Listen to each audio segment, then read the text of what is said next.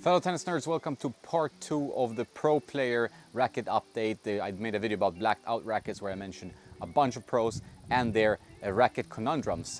Are ATP pros going crazy? Maybe a little bit. I can relate. I've been testing rackets for 15 years or so, and I know the craziness and the rabbit holes you fall into when you start doubting your equipment, especially if you're a pro player. Of course, it adds a lot of drama to the whole equation. You need to really limit your testing so you can get to working on your game, winning matches and so on. But I understand there's so much gear out there. You are looking at Alcaraz, you're looking at Sinner, you see Aeros everywhere, you see how Bublik has transformed his game using the Aero. Is it a placebo effect? Is it some actual improvement in his game where he feels like he can play his style of tennis? Hard to say what is what, but he's having the best season of his life. He's even winning on clay, a surface he used to hate before. So we've seen loads of players try the Aero due to that reason. Like, there's been so many good results. Colton Smith, for example, mentioned in the last video, been testing this new Wilson prototype, which I hope to tell you more about later on. But now back to the Aero, as far as I've seen at the Washington DC, the Mubadala tournament. Musetti has a new cosmetic. I actually tried this cosmetic. It's just a cosmetic in this case, with Musetti a few weeks ago in Paris, and it's gonna come out in a short while. Can't really say more than that. It's a very, very good looking frame though. We have seen Monfils playing doubles with Nick Kyrgios with a new Artengo cosmetic. I don't think he has changed anything.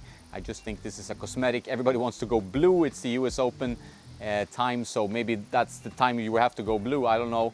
We've seen many blue frames, and I'll get into that. But I would guess this is a cosmetic update. Looks very much like a Head Pro Tour 630 or 280, if you're familiar with these classics. Racket like Andy Murray, Gilles Simon, and so many other players used for many years.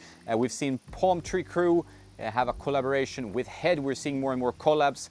This racket looks great. In my opinion, I think it looks really cool. I know someone like Nikki doesn't like it, but I think it looks pretty fresh. Fritz will endorse and use this racket. It's just a cosmetic, as with many frames. Let me know in the comments what you think about the design.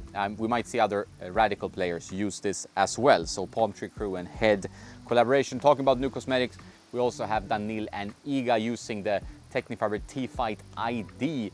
Iga and Daniil. Another blue and teal colorway.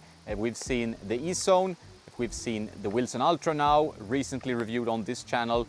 And now we're seeing Technifiber. Coincidence? Do they look at each other?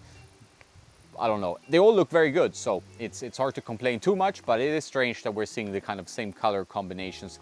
I would say the Technifiber looks a little bit different though, and it's quite fresh, so I must say that's a good design. Nice to see something non-white from them. Chris Eubanks, player, commentator. Chris Eubanks playing also with Technifiber.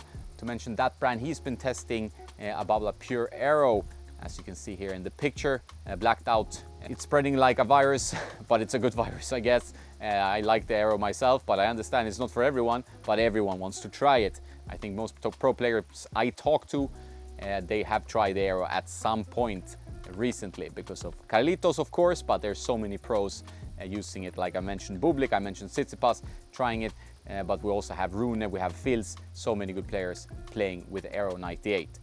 Leila Fernandez on the WTA Tour, for example. So it makes sense that everyone who wants to try it wants to get a little bit more pop, a lift on the ball, but obviously not everyone will play well with it, will enjoy it. I saw a good interview with Talon Grigspor on the podcast, which I cannot remember the name of. I'll put it in the text here, but where he talked about not wanting to try other rackets because he doesn't want to go crazy, he doesn't want to lose that feeling, that connection he has to his racket. And that's what can happen when you start testing too much. Mackenzie McDonald, been using the Wilson Blade for many years, been testing Madison Keys E-Zone 98, the famous one that won her first Grand Slam at the Australian Open. Obviously not the racket, as I said, but she did famously switch to that and played really amazing tennis for a period of a few weeks there. It will be interesting to see how Mackenzie McDonald can fare with this racket. He did win his first match in Washington DC, so I'm gonna follow that closely. Depending a little bit on if the contract expires, you know, they might be looking around. Obviously you want to try from the different brands. Maybe some brand will offer you a bit more. You're open to switching. I don't think high ranking pros are so keen on money in that sense that they want to go to a product that makes them play worse or they're not as comfortable with.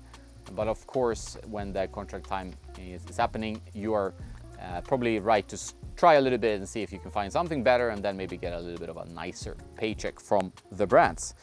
So that's pretty much what's going on. I did mention other switches and other tests happening in the previous video, and there will be more of this, I guess, coming around to the US Open, and we'll see in that part, the last part of the season. We're entering that phase now. Will be fascinating to watch. If you have spotted anything and you want to see more videos like this, please share with me on Instagram, Tennis Nerd Insta. Thanks to all of you who do. That's it. Have a nice day, and don't forget to play some tennis.